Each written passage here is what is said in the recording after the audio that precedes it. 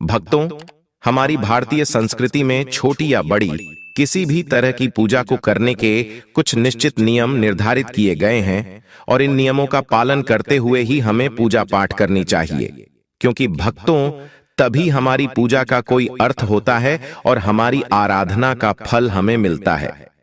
भक्तों, कई बार हम पूरी श्रद्धा और भक्ति से पूजा पाठ तो करते हैं, लेकिन फिर भी हमारी मनोकामना पूरी नहीं हो पाती है, हमारे कष्टों का निवारण भी नहीं हो पाता है और हमें मानसिक शांति भी नहीं मिल पाती है। ऐसा क्यों होता है? आखिर क्यों आपको आपकी पूजा का मनोवांछित फल प्राप्त नहीं होता और आपका मन भी हमेशा अशांत रहता है? इसका कारण यह भी हो सकता है कि भक्तों, आपकी पूजा करने का तरीका शायद गलत हो, या आप पूजा करते समय कुछ जरूरी चीजों को भूल रहे हैं, या फिर कोई ऐसी भूल कर रहे हैं जिसकी वजह से आपकी आराधना ईश्वर तक नहीं पहुंच पा रही है। भक्तों, हमारे शास्त्रों में जितनी भी पूजा सामग्री बताई गई है, उनमें सभी वस्तुओं की अपनी एक विशेषता और महत्व है। चाहे कुमकुम रोली हो, चावल हो, कपूर हो, या फिर धूप दीप और नैवेद्य इत्यादि भी हो। भक्तों, जब भी हम विधि विधान से पूजा पाठ करते हैं तो इन सभी पूजा सामग्रियों का इस्तेमाल करने का एक विशिष्ट क्रम निर्धारित होता है और उसी क्रम का हमें पालन करना चाहिए। आज हम आपको ऐसी कुछ बातें बताएंगे जो हमें पूजा करते समय हमेशा ध्यान में रखनी चाहिए। साथ ही भगवान श्री कृष्ण के अनुसार ऐसी कौन सी चीज है जिसे पूजा घर में रखने से सुख समृद्धि और ऐश्वर्य की प्राप्ति होती है, आइए जान लेते हैं। लेकिन भक्तों, उससे पहले अभी तक आपने हमारे चैनल को सब्सक्राइब नहीं किया है तो चैनल को सब्सक्राइब करके बेल आइकन जरूर दबाइएगा और वीडियो को लाइक जरूर करें और कमेंट बॉक्स में बजरंगबली के सच्चे भक्त जय जय बजरंगबली लिखना ना भूलें। भक्तों, पूजा करते समय सबसे पहले तो यह देखिए कि आपका मंदिर सही दिशा में है या नहीं। वास्तु के अनुसार घर में मंदिर हमेशा ईशान कोण यानी कि उत्तर पूर्व दिशा में होना चाहिए।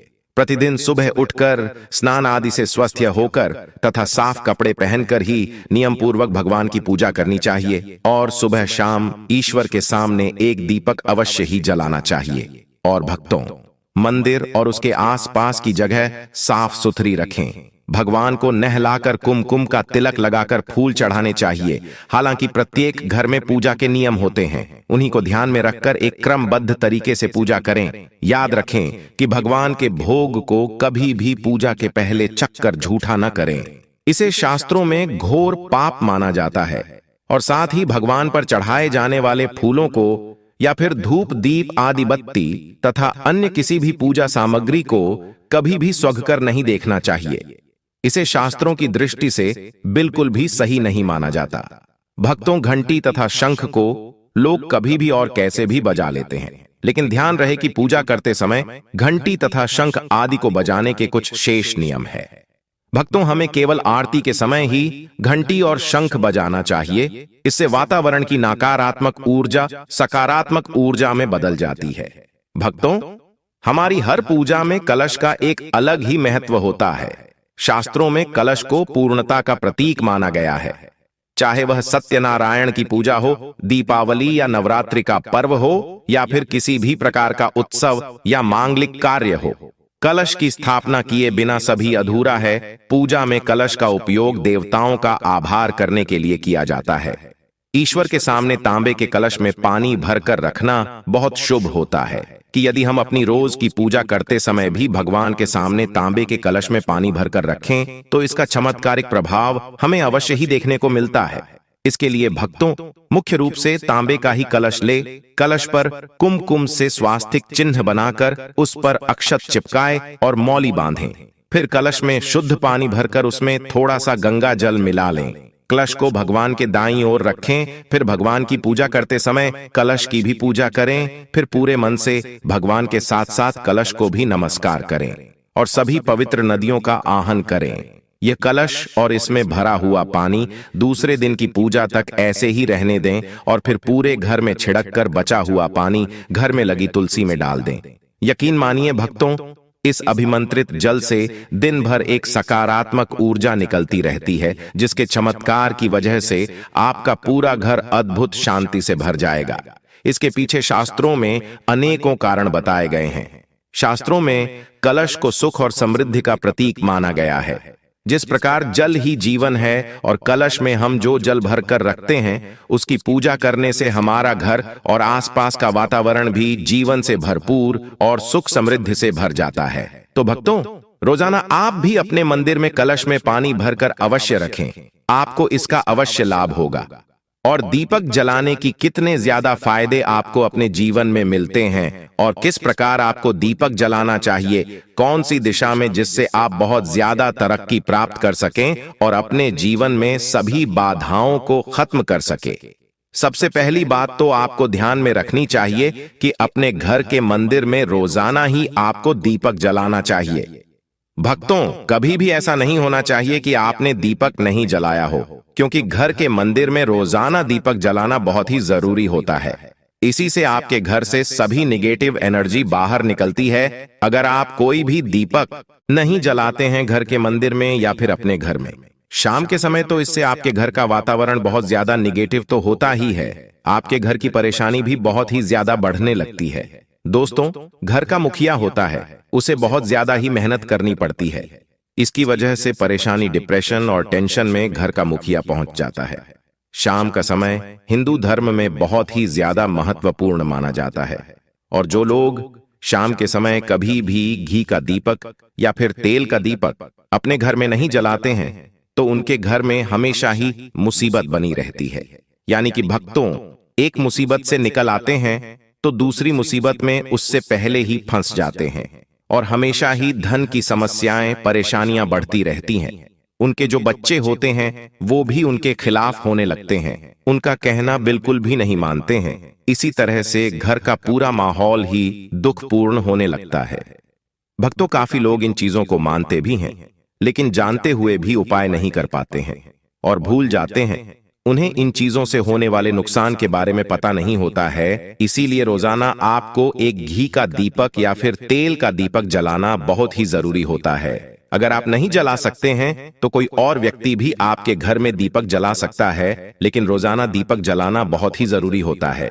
इसी से आपकी सभी निगेटिव एनर्जी आपके घर से हमेशा बाहर रहती है। भक्तों, शाम का समय ऐसा होता है जिस समय नकारात्मक ऊर्जाएं बहुत ही ज्यादा प्रबल होती हैं और आपके घर में प्रवेश कर जाती है। ऐसे में अगर आप घर में या घर के मंदिर में दीपक नहीं जलाते हैं तो निगेटिव एनर्जी आपको बहुत ही ज्यादा परेशान करती है। आपके सभी काम बिगड़ने लगती है। जिस समय सूरज डूब जाता है उसी समय यह निगेटिव एनर्जी बहुत ही ज्यादा प्रबल हो जाती है। उसी समय आपको मुंह हाथ पैर धोकर दीपक जलाना चाहिए। अगर आप भक्तों खुद नहीं कर सकते हैं तो कोई और व्यक्ति भी आपके लिए ऐसा कर सकता है। भक्तों, अब जिस घर में बहुत सारे लोग बीमार रहते हैं या फिर बीमारी कभी भी ठीक नहीं होती है, तो यह भी एक संकेत होता है कि आपके घर में बहुत ही ज्यादा नकारात्मक ऊर्जाएं हैं जो परेशानियों को, बीमारी को, मुसीबतों को बहुत ही ज्यादा बढ़ा रही है।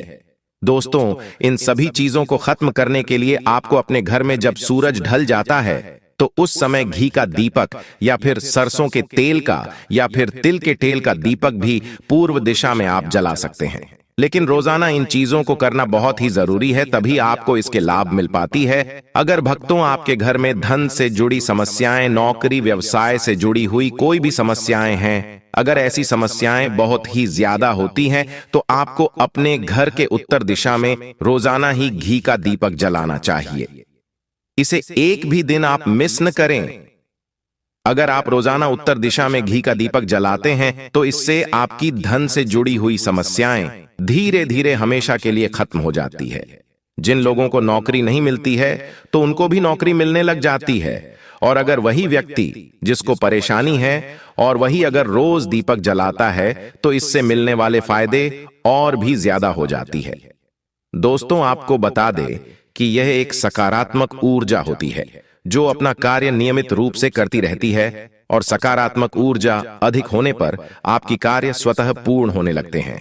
शाम के समय घी का दीपक या फिर तेल का दीपक जलाना बहुत ही जरूरी होता है।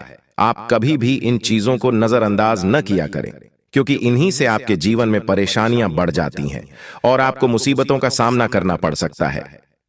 आपको यह जानकर हैरानी होगी कि जो भी घी का दीपक जलाते हैं उससे जो निकलने वाली ऊर्जा होती है वो आपके घर में जब फैलती है तो इससे घर का माहौल एकदम से सुख में बनने लगता है, यानी कि पॉजिटिव होने लगता है। घर के सभी लोग शांति से रहने लगते हैं। इसी प्रकार से जो तेल का दीपक होता है, यह भी जब जलता है तो इससे आपके आसपास जितनी भी नकारात्मक ऊर्जाएं खत्म हो जाती है, क्योंकि इन दीपकों से निकलने वाली जो ऊर्जा होती है वह दीपक एनर्जी को बाहर निकालता है और आपके आसपास की एनर्जी को पॉजिटिव बनाता है।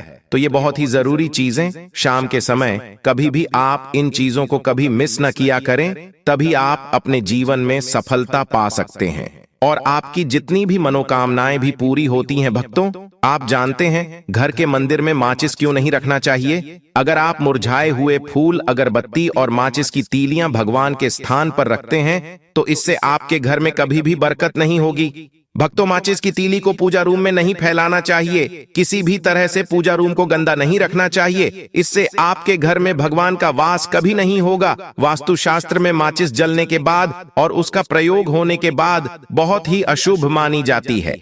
माचिस की राख कभी घर में नहीं रखना चाहिए, इसे तुरंत हटा दें, इसे अच्छा नहीं माना जाता। भक्तों, इससे घर में कलेश बढ़ते हैं। घर के मंदिर में माचिस की तीली, माचिस की डिब्बी नहीं रखना चाहिए। माचिस मंदिर से थोड़ा दूर रखें, यानी मंदिर में न रखें। प्रयोग होने के बाद माचिस हटा दें। माचिस की तीली भी मंदिर के आसपास नहीं होना चाहिए। साथ ही साथ भक्तों, घर के मंदिर में धन रखना आवश्यक है, लेकिन फटे पुराने नोट मंदिर में नहीं रखना चाहिए। इससे उल्टा आपके जीवन में धन की हानि होगी, परिवार में दुखों का आगमन होगा। भक्तों, मंदिर में रखें धन को कभी भी किसी को उठाकर नहीं देना चाहिए, नहीं तो आपके घर की लक्ष्मी दूसरों के घर चली जाएगी। ऐसे धन को हमेशा संभाल कर रखें। भक्तों, हम अपने घर के पूजा घर में पूजा पाठ करते हैं और मूर्ति आदि रखते हैं, परंतु भक्तों, मूर्ति का क्या महत्व होता है, आज हम आपको इस वीडियो के माध्यम से बताने वाले हैं। जिस घर की पूजा घर में एक साथ यह दो मूर्ति होती है, वहां पर बनता है राजयोग और दुनिया आपके कदमों में आ जाती है। कहने का तात्पर्य यह है कि आपको सर्व सुख प्राप्त हो जाता है, जिसकी आपने कल्पना की है, जिसकी आपने मनोकामना मांगी है। भक्तों, घर के पूजा घर में हम पूजा करते हैं और पूजा पाठ करते हैं और पूजा पाठ के माध्यम से कुछ चीजें का भोग देकर और देवी देवताओं को मनाने आदि का प्रयत्न करते हैं, ताकि हमें उस पूजा का फल प्राप्त हो जाए और हम उसी अनुरूप घर के अंदर मूर्ति आदि लगवाते हैं, ताकि हम उन देवी देवताओं का सुंदर मुख देख सके और उनका आशीर्वाद प्राप्त कर सके। लेकिन भक्तों, अगर हम अपने घर के पूजा घर में इन मूर्तियों के साथ में अन्य मूर्तियां भी रखते हैं तो निश्चित तौर पर हमारी किस्मत बदल जाती है और देखते ही देखते हमारे जीवन के अंदर की सारी कंगाली समाप्त होने लगती है। भक्तों, अब बात करते हैं उन मूर्तियों के बारे में कि आखिर कौन सी दो मूर्तियां एक साथ में आपको रखनी चाहिए, ताकि उसका सच्चा सर्व सुख और मनोवांछित फल और पूजा का फल आपको प्राप्त हो सके।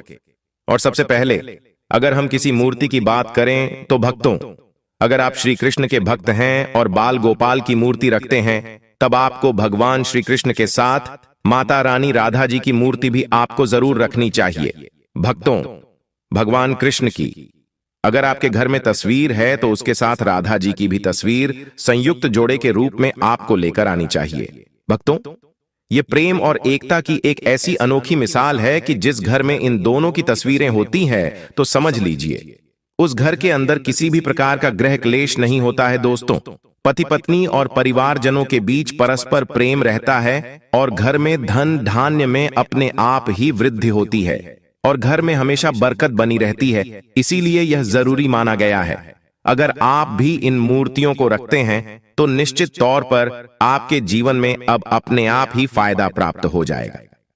दोस्तों, कई भक्त अपने घर में माता लक्ष्मी की पूजा करते हैं तो सोचते हैं कि भगवान विष्णु की पूजा करें या न करें, या फिर उनकी मूर्ति साथ में रखें या न रखें। तो दोस्तों, हमेशा भगवान श्री विष्णु जी और मां लक्ष्मी की पूजा आपको एक साथ करनी चाहिए। भक्तों, आपको बता दें कि महादेव भगवान विष्णु और भगवान ब्रह्मा जी तीनों ही देवताओं को सर्वशक्तिमान देवता माना गया है और त्रिदेवों में भगवान विष्णु जी को पूजा जाता है। तो अगर आप अपने घर के पूजा घर में लक्ष्मी नारायण जी की संयुक्त रूप में पूजा करते हैं तो निश्चित तौर पर आपके घर में दिन दुगनी रात चौगुनी वृद्धि देखने को मिलती है। दोस्तों, इसीलिए आप भगवान विष्णु जी के साथ माता लक्ष्मी जी की पूजा करें। अगर माता लक्ष्मी की अकेली तस्वीर है तो आपको उनके बाएं और भगवान श्री गणेश और भगवान श्री कुबेर जी की मूर्ति या तस्वीर अपने घर के मंदिर में जरूर लगानी चाहिए। अगर आप माता लक्ष्मी जी के बाएं तरफ भगवान श्री गणेश जी की मूर्ति लगाते हैं या तस्वीर लगाते हैं तो आपको निश्चित तौर पर लाभ प्राप्त होता है और देखते ही देखते आपके जीवन के अंदर की कंगाली समाप्त होने लगती है। और भक्तों, धन प्राप्ति के लिए आपको लक्ष्मी गणेश जी की संयुक्त रूप से पूजा करनी चाहिए। माना जाता है माता लक्ष्मी धन देती है तो भगवान श्री गणेश रिद्धि सिद्धि का भंडार और वृद्धि का विकास करते हैं। इसी वजह से इनकी पूजा बहुत जरूरी मानी गई है। दोस्तों, कई भक्त पूछते हैं कि अपने घर में हनुमान जी की तस्वीर या मूर्ति रखी या न रखें, या उनकी पूजा करें या न करें। तो आपको बता दें कि आपको निश्चित तौर पर हनुमान जी की अन्य देवी देवताओं के साथ में भी आप मूर्ति या तस्वीर रख सकते हैं। किसी प्रकार की कोई संकोच नहीं है कि आपके ऊपर हनुमान जी क्रोधित होंगे या नहीं होंगे।